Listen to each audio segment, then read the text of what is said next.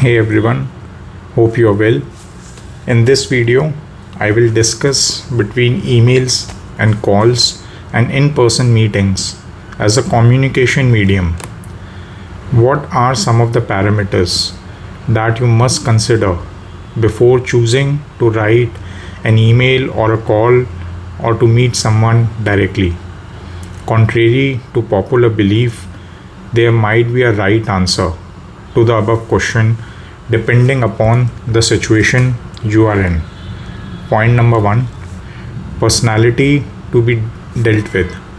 In your professional journey, you will meet many people who just won't be able to articulate the intonation in the email. Many such people will find an assertive email offensive. In your professional life, you will meet many people, particularly people who are senior to you, to inform them the simplest of things in person, even if you have written an email to them. They want you to come to them and tell them personally. Alternatively, many people won't like to call them or meet them for the simplest of things. They would prefer to have such small updates on emails or messages.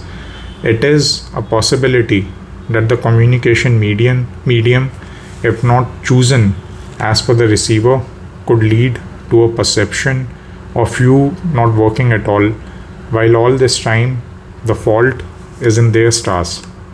Thus, personality type or the person to whom communication needs to be addressed becomes one of the most important factor on choosing between emails, calls, and in-person meetings.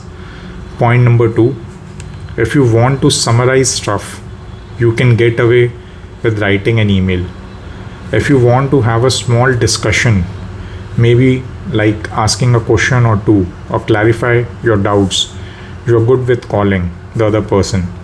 If you want to have a detailed discussion which would or could lead to multiple to's and fro's, it is best to schedule a planned in-person meeting and then share the summary of the key minutes of meetings and the next action items to be followed along with relevant SPOC in an email post the meeting. Point number three, always write emails for summarizing important information. Whether in your daily routine activities, it is also important to write emails when you are dealing with a hypocritical personality.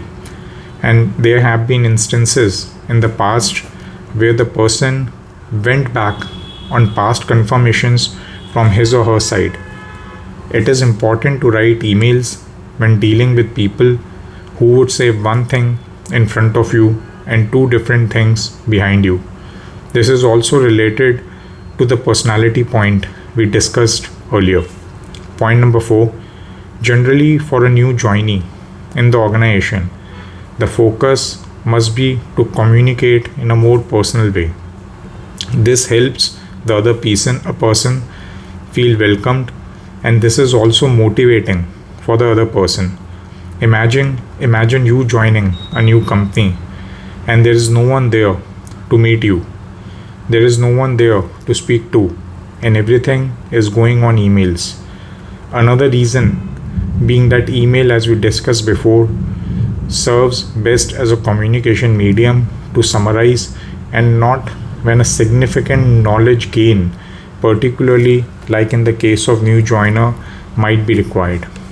Point number five, particularly when you are meeting someone in the organization for the first time and you are not well acquainted with the person, it is best to have calls and in-person meetings to break the ice. Slowly and gradually, when you are acquainted with each other, working styles and personalities, you can aim to shift small stuff on emails. For people who know you or have been working with you for a while, they will understand you. They will understand what you mean to convey in email conversations. Even for slightly bigger things, I believe that can be productive. Thanks everyone and have a nice day ahead.